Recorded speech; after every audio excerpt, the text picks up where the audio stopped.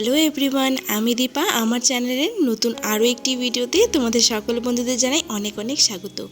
তো হঠাৎ করে আমাকে দেখে সবাই কি চমকে গেলে নাকি? কি ভাবছো যে আমি কোথায় উধাও হয়ে গেছিলাম, আবার হঠাৎ করে চলে এসেছি? আসলে অনেক দিন ভিডিও দিতে পারছি না, তো সেটা কি কারণে দিতে পারছি না সেটা তো বলবোই। আর তার সাথে বেশ কিছু ইনফরমেশন কিন্তু আজকের ভিডিওতে থাকছে, যেটার জন্য কিন্তু বিশেষ করে এই ভিডিওটা আমি এডিটিং করে দিচ্ছি, নাহলে কিন্তু আমার একটুকু সময় পাচ্ছি না যে আমি ভিডিও দেব। তো এখানে দেখো আমি পর্দাগুলোকে বাঁধছিলাম। তোমরা ভাবছো যে পর্দাগুলোকে হঠাৎ করে আমি বাঁধছি কেন? তো সামনেই যেহেতু পুজো, তো ঘরের তো প্রচুর ক্লিনিংয়ের কাজ চলছে। তো সবাই তো আমরা জানি যে পুজোর আগ দিয়ে কিন্তু আমরা সমস্ত ঘরের পর্দা টর্দা যা আছে সব কিন্তু কাচাকাচি করি। তো এই পর্দাগুলোকে আমি আর হাতে কাচবো না, এগুলোকে ওয়াশিং মেশিনে দেবো। তো ওয়াশিং মেশিনে দিলে কি হয়, পর্দার যে ওই গোল গোল রিংগুলো আছে না, ওগুলো খুলে যাওয়ার একটা চান্স থাকে। তো এইভাবে যদি একটা দড়ি দিয়ে রিংগুলোকে বেঁধে দাও না, মানে বাঁধাটা তো দেখতেই পেলে একদম টাইট করে শক্ত করে বাঁধবে না, একটু আলগা করে বেঁধে যদি দেওয়া যায়, তাহলে কিন্তু পর্দার ওই রিংগুলো কিন্তু একদমই নষ্ট হবে না। আমি কিন্তু যতবার ওয়াশিং মেশিনে পর্দা কেচেছি, এইভাবে কিন্তু রিংগুলোকে একটা রিবনের মধ্যে যে কোনো সুতো ইউজ করতে পারো, বেঁধে কিন্তু দিই। তাহলে কিন্তু রিংগুলো ভালো থাকে এবং পর্দাগুলোও কিন্তু বেশ সুন্দর পরিষ্কার হয়। একদম শক্ত করে বাঁধবে না, তাহলে কিন্তু পর্দাগুলো পরিষ্কার হতে চাইবে না। একটু আলতো করে, মানে একটু আলগা করে বাঁধবে। আর যেহেতু অনেকগুলো ঘরের দরজার জানলার পর্দাগুলো খুলেছি, সবগুলো কাচিনি, সবগুলো দিলে অবশ্য মেলার অসুবিধা হয়ে যায় বলে সবগুলো খুলিনি, কিছুটা খুলেছি।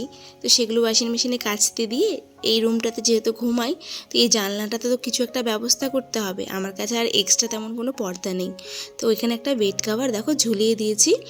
আর পুরনো একটা বেড কাভার আর কি ঝুলিয়ে এইভাবে ওই ক্লিপ লাগিয়ে দিয়েছি, না হলে আবার হাওয়া আসলে কিন্তু এটা খুলে পড়ে যাবে।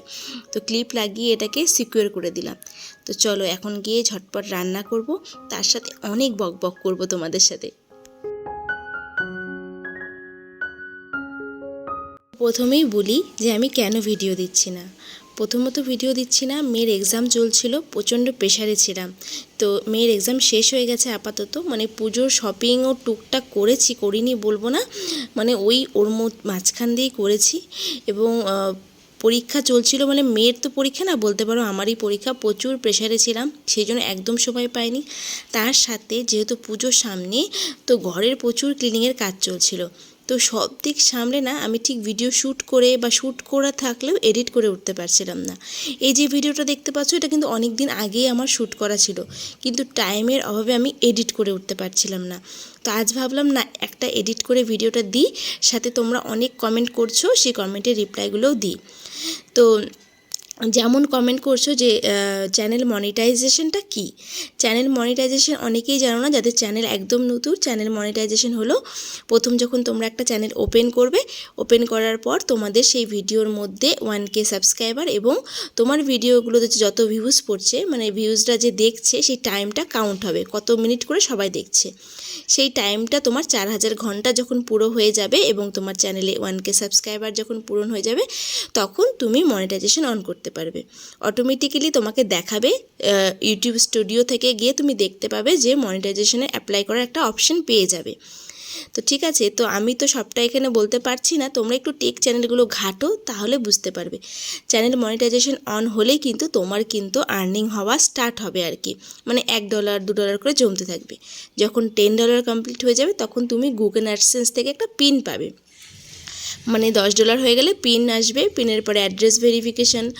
তো যাই হোক, এরকম বহু কিছু প্রসেস আছে, এগুলো সব করতে হবে ধীরে ধীরে। তো এগুলো আর বলছি না এখন।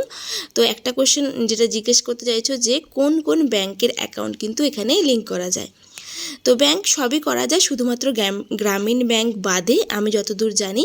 কিন্তু এটা নিয়ে পরে আমি একটা ডিটেলসে ভিডিও করব ভাবছি, যে কোন কোন ব্যাংক করা যায় এবং আমি কোন ব্যাংকের সাথে যুক্ত করেছি আমার এই ইউটিউব চ্যানেলটাকে, আমার পেমেন্ট কোন ব্যাংকে আসলো, এবং তার সাথে যে ব্যাংকে মানে অ্যাড করাতে গেলে ইউটিউব চ্যানেলের যে পেমেন্টটা আমার ব্যাংকে ঢুকবে, সেই ব্যাংকে অ্যাড করাতে গেলে কী কী প্রসেস আছে, মানে কী কী প্রসেস থাকে না, যেরকম সুইফট কোড বলে একটা কোড থাকে, সেই কোডটা কিন্তু ব্যাংকের লাগে।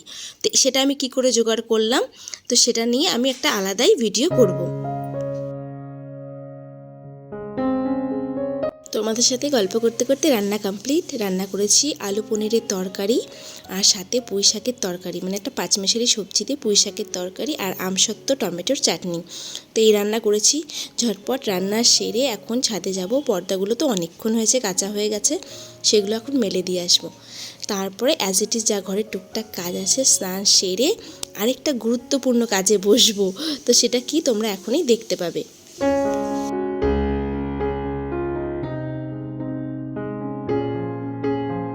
এক দিদিভাই আমাকে রিকোয়েস্ট করেছো যে তার চ্যানেলটা যেন আমি মনিটাইজেশন করিয়ে দিই। তো মনিটাইজেশন করাতে গেলে আমি তো বললাম যে কী লাগে। তো তুমি বলছো যে তার নাকি কোনো মতেই ওয়াচ টাইম পুরো হচ্ছে না, আমি যাতে তার ওয়াচ টাইমটা পুরো করে দিই। কিন্তু আমি কি করে ওয়াচ টাইমটা পুরো করে দেবো? আমি তো সেই কাজটা করি না। হ্যাঁ, এটা অনেকেই করে এই কাজটা, এটা ঠিক কথা। টাকা নিয়ে কিন্তু অনেকেই ওয়াচ টাইমটা পুরো করে দেবে আর কি, তোমার চ্যানেলটা মনিটাইজেশন অন হয়ে যাবে। কিন্তু এই কাজে মানে এই কাজগুলো যদি তোমরা করো তাহলে তোমরা তোমাদের চ্যানেলের সর্বনাশ ডেকে আনবে, ঠিক আছে?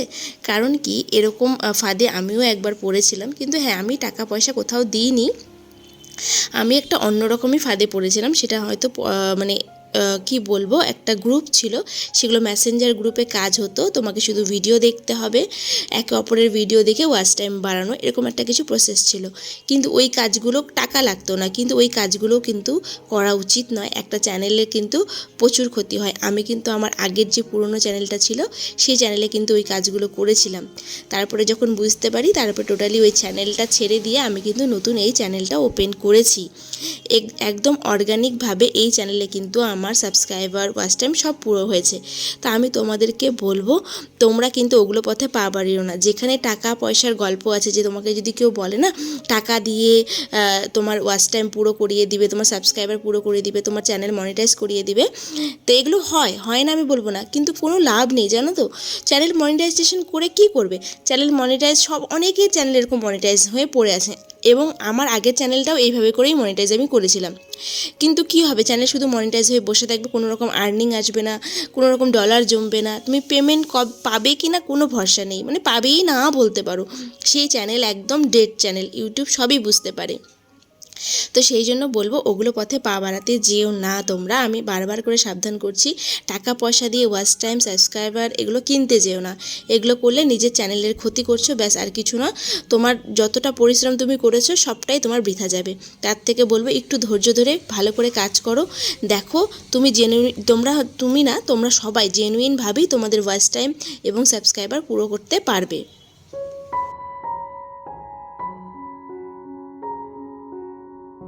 তোমরা হয়তো আমার কথা বিশ্বাস করছো না, এক সময় কিন্তু আমিও এই ভুলটা করেছি। আমিও কিন্তু তাই ভাবতাম যে কি হবে, এইভাবে কাজ করেই হয়তো সবাই করে, কিন্তু সত্যি কিন্তু তাই না। এবং তোমরা ভাবতে পারো কি হবে, না হয় আমাদের 500,000 টাকা লাগবে, চ্যানেল মনিটাইজেশন হয়ে গেলেই তো টাকাই টাকা, প্রতি মাসে পেমেন্ট পাবো। একদমই কিন্তু ব্যাপারটা অত সোজা নয়।